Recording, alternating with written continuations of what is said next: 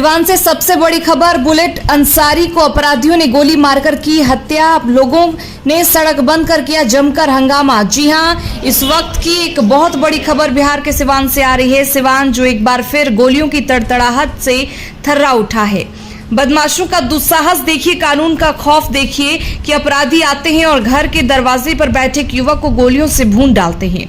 पूरी वारदात सिवान के नौतन थाना क्षेत्र के ठाकुर रामपुर गांव की है। रात का सन्नाटा पसरा हुआ था। कोई नहीं जानता था कि मौत दबे पांव ठाकुर रामपुर गांव की तरफ बढ़ रही है।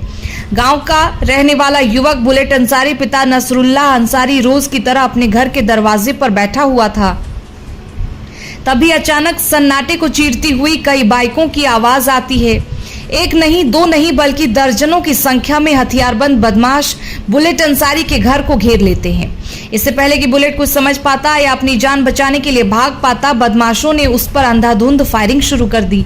तड़तड़ाहट की आवाज से पूरा इलाका गूंज उठा और इसी बीच एक काल बनकर आई गोली सीधे बुलेट अंसारी के सिर में जा लगी। बुलेट खून से लथपथ होकर वहीं जमीन पर गिर पड़ा और अपराधी हथियार लहराते हुए रफू चक्कर हो गए। गोलीबारी की आवाज सुनकर जब तक घरवाले और गांव के लोग बाहर दौड़े, तब तक अपराधी वारदात को अंजाम देकर भाग चुके थे। जमीन पर तड़प रहे बुलेट को आनन फानन में स्थानीय मॉडल अस्पताल ले जाया गया। हालत इतनी नाजुक थी, सिर से खून इतना बह चुका था कि डॉक्टरों के हाथ पांव फूल गए। प्रशासनिक उपचार के बाद डॉक्टरों ने उसे तुरंत पटना पीएमसीएच रेफर कर दिया। लेकिन अफसोस, जिंदगी और मौत के बीच चली इस जंग में बुलेट अंसारी हार गया। इलाज के दौरान उसने दम तोड़ दिया। इस मौत के बाद बुलेट के घर में कोहराम मच गया है। परिजनों का रो रो कर बुरा हाल है।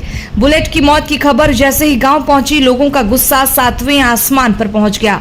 आक्रोशित ग्रामीणों और परिजनों ने सड़क को पूरी तरह जाम कर दिया। पुलिस प्रशासन के खिलाफ जमकर नारेबाजी हुई। पुलिस हाय हाय और अपराधियों को फांसी दो के नारों से पूरा इलाका गूंज उठा।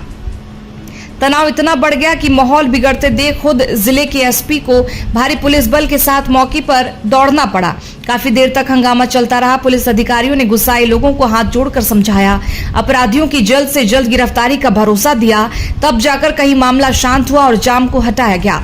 फिलहाल पुलिस इस पूरे मामले की तफ्तीश में जुटी है। पुलिस के सामने सबसे बड़ा सवाल यह है कि आखिर बुलेट अंसारी का कातिल कौन है? क्या किसी पुरानी रंजिश का नतीजा है या फिर इसके पीछे कोई और बड़ी साजिश है?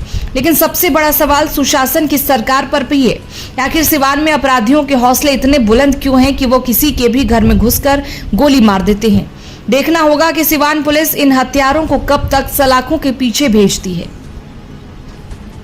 कल शाम को नौतन थाना क्षेत्र के अंतर्गत ठाकुर गांव में एक व्यक्ति की गोली लगने से दुखद मृत्यु हो गई है।